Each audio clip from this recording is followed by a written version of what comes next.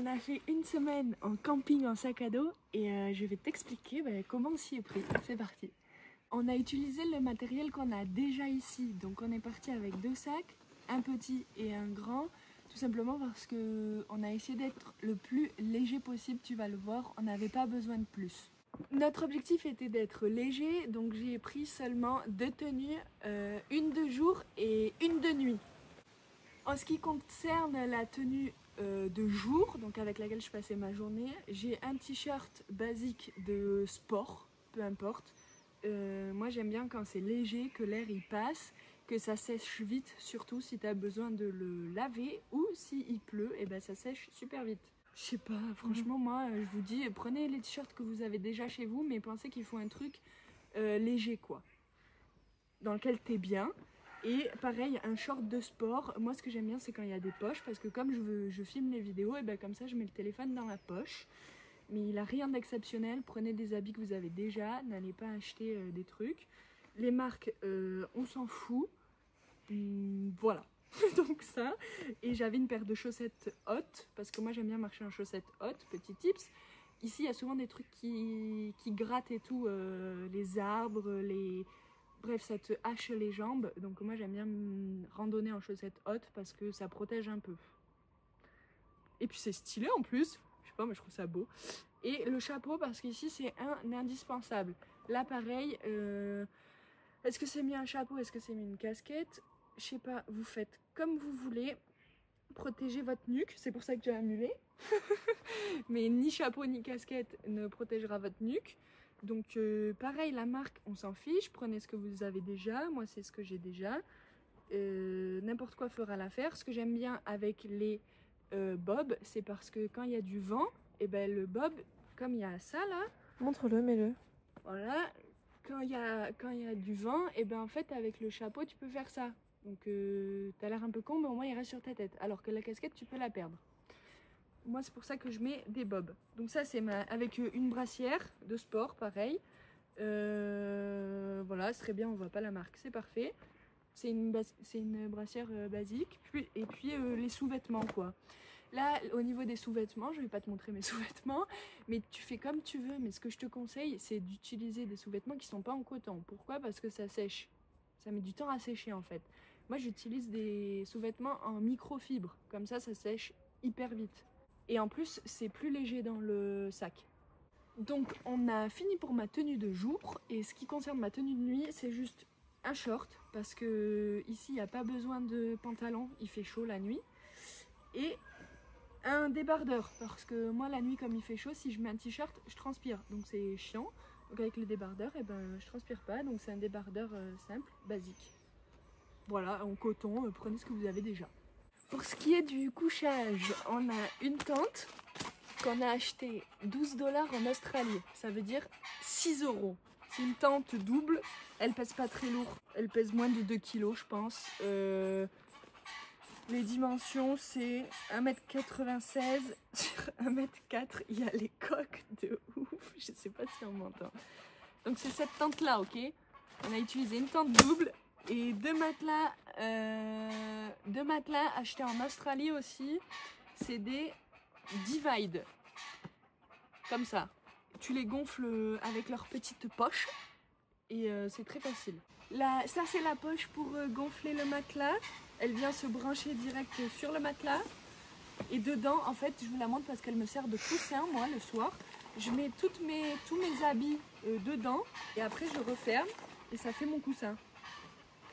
Il y a 2 grandes catégories pour les matelas de camping. Il y a les light qui sont comme ceci au niveau de la taille. Et tu as les matelas un peu plus lourds et qui vont prendre plus de place dans ton sac. Donc là, c'est à toi de faire le choix. J'en ai pas pour te montrer, mais c'est à peu près la taille d'un sac de couchage, quoi. Ça fait le double, voire le triple d'espace dans le sac. Et nous, en Australie, on a fait le choix d'acheter ceux-là parce que comme on avait peu de place, et ben, c'est eux qui nous correspondaient le mieux. Et ils sont censés être moins résistants dans le temps par contre, donc on verra bien. Et moins confortable. Et moins confortable, mais on les utilise depuis maintenant 6 mois. On les a pas sortis beaucoup, mais ils sont très bien encore. Je sais pas combien d'années ça dure. Ils nous ont dit une durée de moins de 5 ans de vie pour les matelas light comme ceux-là qui sont plus légers et qui prennent moins d'espace.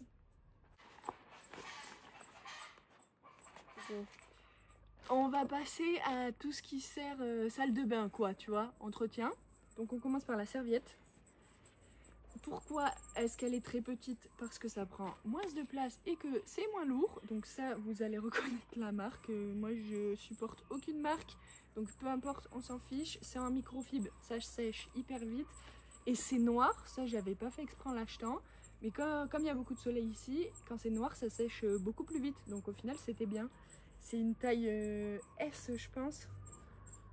Bon, la taille, c'est ça. Et ça suffit, c'est pas chiant, c'est pas besoin de plus, quoi.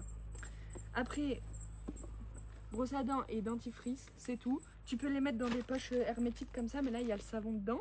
On en vient au savon. Pourquoi est-ce qu'on a un savon comme ça? Parce que ici, le savon liquide, comme tu achètes en France, ça coûte une blinde. Donc, on achète ça, ça nous coûte 1 €. Ça nous dure un mois, c'est parfait. On l'a mis dans la poche parce que sinon, t'as vu que c'est sale, quoi. Enfin, ça les trucs partout. Et le fameux PQ qu'on avait oublié, nous. On pourrait faire avec des feuilles, enfin, chacun fait comme il veut. Moi, je trouve ça beaucoup plus agréable, le PQ. Je pensais pas parler de ça un jour, mais bon. C'est du PQ, quoi. Alors, Next point, c'est l'électronique. Il y en a très peu, mais bon, on va en parler puisqu'on l'a amené. On met dans des poches hermétiques comme ça, c'est parfait. Elles sont en super état. Écoutez, ça fait bientôt plus de 6 mois qu'on voyage, donc c'est cassé, c'est normal. Parce que comme il pleut beaucoup, bah, ça les protège. Donc on avait un chargeur de téléphone, une batterie externe. Là pareil, j'ai pas de marque les gars, j'ai acheté ça en Australie. Pour ceux qui connaissent, ça s'appelle Kmart. C'est un magasin où rien n'est cher et j'avais pas beaucoup d'argent à dépenser parce que moi j'ai pas trop d'argent.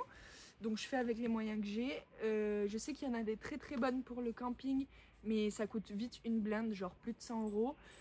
Est-ce que ça les vaut ou pas? Je sais pas. Moi c'est une batterie, regardez la taille si vous voulez comparer à ma main, elle est comme ça. Elle est épaisse comme ça. Je fais à peu près 3 charges avec si j'utilise pas mon téléphone dessus. Un truc avec les batteries externes, c'est qu'elles se déchargent très vite si tu utilises ton téléphone. Donc tu branches et tu n'utilises pas le téléphone. Et après, concernant la marque, franchement, faites avec vos moyens.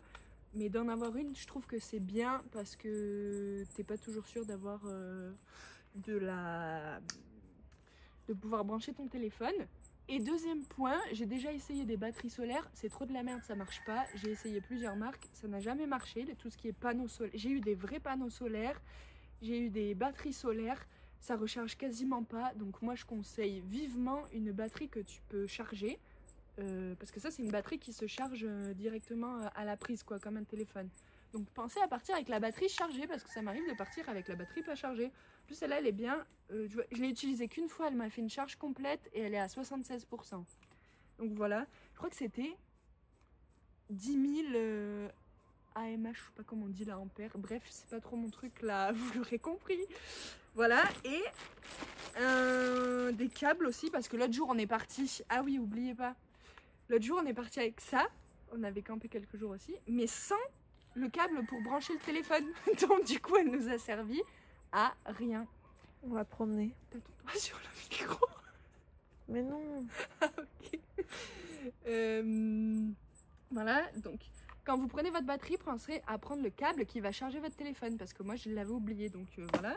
Et après une lampe de tête là, vous savez, les Lampe frontale. Lampe frontale, voilà. Headlight, je sais pas comment on dit en français. C'est... Oh mince, attends. Faut que je la mette. Mais c'est bon. Comme ça, t'allumes et puis il y a différents modes. Ah, c'est bien, on voit plus rien. Voilà. Voilà. Ça c'est pareil, moi j'ai pris... on me l'a offert. Voilà. J'ai pris le truc, prenez pas des trucs chers, ça sert un peu à rien. Faites avec vos moyens. Mais la petite poche, petit tips, hein, cette petite poche, je répète, c'est très utile. Pour tout d'ailleurs. Vous pouvez tout mettre dans des petites poches comme ça, c'est très pratique. Donc, on en arrive au point de la nourriture et de l'eau. Donc, on va commencer par l'eau parce que c'est le plus simple. Ici, il n'y a pas souvent de l'eau potable. C'est aberrant d'ailleurs, même dans les écoles, il y a des écoles qui n'ont pas d'eau potable. Bref, c'est pas le sujet. Donc, on est obligé d'acheter notre eau, sauf qu'il n'y a pas des magasins partout, donc il faut prévoir à l'avance. Si tu sais que par exemple, pendant 2 jours de marche, il n'y aura pas de magasin, mais qu'au 3e jour, il y a de l'eau, ben nous, on compte 2 litres par personne par jour. Donc, comme on est 2, ça fait 4 litres. Ça fait 4 bouteilles d'eau d'1,5 litre, pardon. 1,5 litre. Donc, je sais pas. Attends. Faut que je fasse le calcul. Ça fait 1,5 litre fois 2, ça fait 3, donc ça fait 6 litres par jour pour 2. On met dans le sac, l'eau c'est ce qui pèse le plus lourd dans le sac franchement ici, parce que on est obligé, on peut pas faire autrement. Et en ce qui concerne la nourriture, tu vas trouver beaucoup de fruits sur ton chemin ici en Polynésie. Donc les habitants vont t'en donner et toi tu vas pouvoir te servir un peu. Ne te sers pas directement chez les gens ou alors demande-leur si tu peux. Prends ceux qui sont par terre, ça y a pas de souci. Mais fais attention aussi, il faut que tu les laves avant. Voilà quoi. Donc les fruits, il y en a énormément. Il y a, pour faire vite, mangue, papaye, pamplemousse, de la coco. C'est pas un fruit mais voilà. Citron, il y a plein de fruits, je peux les lister mais bon voilà. Et après dans les magasins ce qu'on trouvait c'est des canettes quoi, des boîtes, comment ça s'appelle? Des conserves. Ah oui. Et après donc ce qu'il y a dans les magasins ce sont des conserves, donc prends des trucs qui sont nutritifs. Je te conseille la sardine, c'est le moins cher du magasin et c'est hyper protéiné. Il y a 20 grammes de prot sur une boîte de 100 grammes. Donc c'est méga protéiné, ça coûte moins d'1 € la boîte. C'est génial. Donc nous on prenait des canettes comme ça, là, des boîtes de conserve de sardines. On a pris de la sauce tomate, on a pris des haricots, des petits pois. On peut pas faire cuire de pâtes ou de riz, donc tu prends du pain. Ici, il y a le mei ou le ourou, c'est l'arbre à pain que tu vas pouvoir prendre qui est très nutritif. Et on cuisinait nos repas direct dans le feu. Et ce qui est magnifique et qui nous a sauvés, pense à prendre avec toi une boîte, ça va te sauver. Il y a du pain dedans, mais voilà. Voilà, donc c'est bien qu'il reste des trucs dedans parce que la journée, on mettait nos restes là-dedans parce que sinon t'es comme un con avec ton repas pas fini, tu sais pas où le mettre. Donc là, tu le mets dans la boîte, c'est hermétique. Ici, il faut que tu fasses gaffe, il y a énormément de fourmis. Donc, tu vas te faire bouffer ton repas par les fourmis. Si tu laisses même dans une poche, elles vont les bouffer. Donc, on avait pris nos couverts. Les couverts, tu te fais pas chier à acheter des couverts de camping qui coûtent une blinde. Tu prends les couverts de ta cuisine. On n'est pas des professionnels, on n'est pas à 2 grammes près, s'il vous plaît. Non, parce que alors maintenant, on voit de tout sur les réseaux, à dépenser des 1000 et des cents. Prenez ce qu'il y a chez vous. Donc là, le couteau cassé c'est parfait. Il pèse un peu moins lourd. Non, parce qu'attends, il y a des fous, ils coupent leur... On en parle ou pas? Ils coupent leur brosse à dents carrément. Bref. Donc en plus la journée, la boîte elle va te servir à ranger tes repas. Et au moment du repas, tu vas pouvoir mettre ton repas dans la boîte et tout mélanger ensemble. Voilà. Donc voilà ce qu'il y avait dans mon sac. C'est quasiment rien, hein. Donc vous avez les produits de première nécessité pour se doucher. Avec brosse à dents, dentifrice, c'était l'inverse, c'est pas grave. Une serviette, du savon et du PQ. Pour dormir, matelas et tente. À savoir qu'on n'avait pas de couverture, on utilisait le paréo d'Audrey. Ensuite, tenue de nuit, pyjama, tenue de jour et le nécessaire pour boire et manger. Dernier petit point, c'est les chaussures qu'on a utilisées. Alors, est-ce qu'on prend des chaussures trail qui sont ici ou est-ce qu'on prend des chaussures route? Et ben les deux sont possibles parce que moi je suis en chaussures route et Audrey est en chaussures trail. Vous le verrez, c'est la même marque. Pourquoi? Parce que j'adore cette marque, elle est trop bien, trop confortable. Par contre, ça coûte une blinde. Donc pareil, vous n'êtes pas obligé d'acheter des chaussures à ce prix-là. Mais moi, j'avais des chaussures de merde et le problème, c'est que ça m'a fait des problèmes partout physiques en fait. J'avais mal aux genoux, mal au dos. Je sais que c'est lié à la chaussure parce que quand j'ai changé, j'ai plus eu. Mais ça c'est un sujet qui pourrait être assez long, mais je suis en voyage longue durée, donc j'étais en Australie avant et il a fallu que j'en achète des nouvelles quand je suis arrivée en Polynésie parce que j'avais pas les mêmes besoins. On en vient au problème numéro 1 sur comment choisir ses chaussures. Elles doivent juste répondre à vos besoins. Malheureusement, quand on est en backpack, souvent on ne peut pas se permettre de prendre 2 paires de chaussures. Donc tu dois faire le choix. Moi, j'ai fait le choix de choisir des chaussures sur route parce que je cours beaucoup et que souvent ici, c'est sur de la route que je cours parce que si tu vas dans les chemins, tu peux facilement te perdre, tu n'as pas les mêmes rythmes, etc. Dénivelé surtout. Il y a du dénivelé. Audrey a fait le choix de choisir des chaussures trail parce que elle va moins se courir sur de la route et on allait faire beaucoup de randonnées ici. Donc ce que tu dois garder en mémoire, c'est que ta chaussure doit répondre à ton besoin, à toi. Ensuite, prends des trucs, si tu peux, qui sèchent relativement vite. Celles-là, elles sont bien parce qu'elles sèchent vite. Après, moi, ce que j'adore, si je peux te donner 2 petits conseils, parce que quand même, j'adore le matos pour courir, c'est que ici, on est sur un modèle qui se plie hyper facilement, tu vois. Donc ça, c'est la base. Pour moi, une bonne chaussure, c'est une chaussure souple et légères. Elles sont super légères et elles sont souples. En plus de ça, elles sèchent rapidement. Et moi, elles répondent à mon besoin qui était de courir. Celles d'Audrey, c'est pareil. Même si ça reste des chaussures de trail, elles sont hyper légères. Pourquoi? Parce que c'est des chaussures pour courir. Donc pour courir trail, c'est un peu... On a fait le choix de ne pas prendre des vraies chaussures de rando qui sont trop lourdes en fait en backpack. Donc elles sont très souples quand même, vous pouvez le voir, c'est quand même extraordinaire dans les 2 sens.